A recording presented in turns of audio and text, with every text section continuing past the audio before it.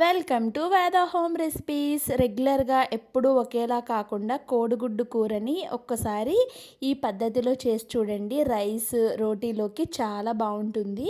మీ ఇంట్లో వాళ్ళు చాలా ఇష్టంగా తింటారు. ఒకటికి రెండు సార్లు అయితే ఈ రెసిపీని ప్రిపేర్ చేసుకుంటారండి.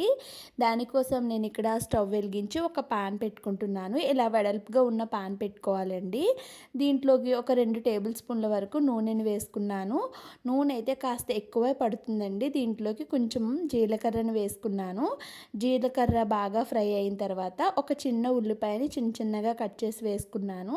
ఒక 2 పచ్చిమిర్చిని కూడా వేసుకొని బాగా కలుపుకుంటున్నాను. ఈ ఉల్లిపాయలు కలర్ చేంజ్ అయ్యి కాస్త గోల్డెన్ కలర్ వచ్చిన తర్వాత దీంట్లోకి కొంచెం కరివేపాకు వేసుకుంటున్నాను. నా దగ్గర ఫ్రెష్ లేదండి, కాస్త వాడినట్టు ఉంది. నేను అదే వేసుకొని బాగా కలిసేలా కలిపిన తర్వాత ధనియాల పొడి, గరం మసాలా పొడి, కొంచెం పసుపు, అలానే కొంచెం అల్లం వెల్లుల్లి పేస్ట్ కూడా వేసుకున్నాను.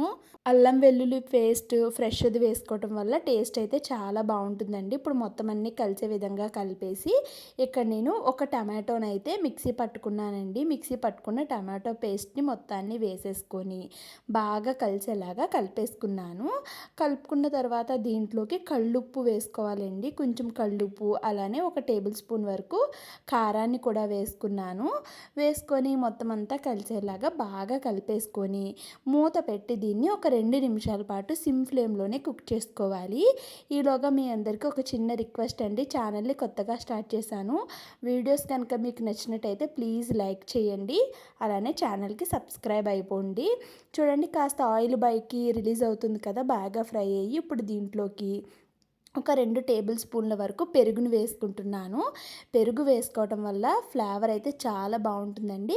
పెరుగుని స్కిప్ చేయకుండా వేసుకోండి. పెరుగు వేసుకున్న తర్వాత చిన్న గిన్నె వాటర్ కూడా వేసుకున్నాను. వేసుకొని మొత్తం అంతా కలిసేలాగా కలిపేసి ఇంకొక 2 నిమిషాలు అయితే దీన్ని కుక్ చేసుకోవాలండి.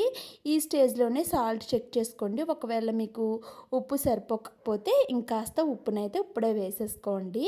ఇప్పుడు మూత పెట్టి ఒక 2 నిమిషాలు కుక్ చేసాక ఆయిల్ అయితే బయటికి రిలీజ్ అవుతుంది కదండి. ఇప్పుడు దీంట్లోకి మనం ఎగ్స్ని అయితే వేసేసుకోవాలి. కోడిగుడ్లని నేను ఇక్కడ తీసుకున్న క్వాంటిటీకి ఒక 4 వరకు గుడ్లు వేసుకుంటున్నాను. టేస్ట్ అయితే అద్భుతంగా ఉందండి. ఒక్కసారి చేసి పెట్టారంటే వారంలో 4 రోజులైతే దీన్నే చేయమని అడుగుతారండి. అంత టేస్టీగా ఉంటుంది. నోటికి ఏమి తినబుద్ధి కానప్పుడు ఇలా ఎగ్తో ట్రై చేయండి ఒక్కసారి. ఖచ్చితంగా మీ ఇంట్లో వాళ్ళకి నచ్చుతుంది.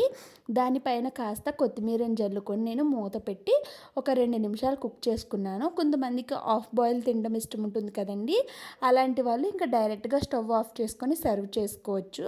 ఒకవేళ అలా నచ్చదు అనుకుంటే దాన్ని ఇంకొక సైడ్కి అయితే టర్న్ చేసుకొని ఆ విధంగా కుక్ చేసుకోవచ్చండి. ఎగ్ వేసిన తర్వాత ఇలా కలిపేయకుండా ఇలా ఉంచుకొని కర్రీని ప్రిపేర్ చేసుకుంటే చాలా బాగుంటుందండి. అద్భుతంగా ఉంటుంది. ఇంకొక సైడ్ కూడా ఇది బాగా కుక్ అయ్యి ఆయిల్ మనకి పైకి రిలీజ్ అవుతూ ఉంటుందండి. అప్పుడు దీన్ని ఇక స్టవ్ ఆఫ్ చేసుకోవటమే. టేస్ట్ అయితే చాలా బాగుంటుందండి.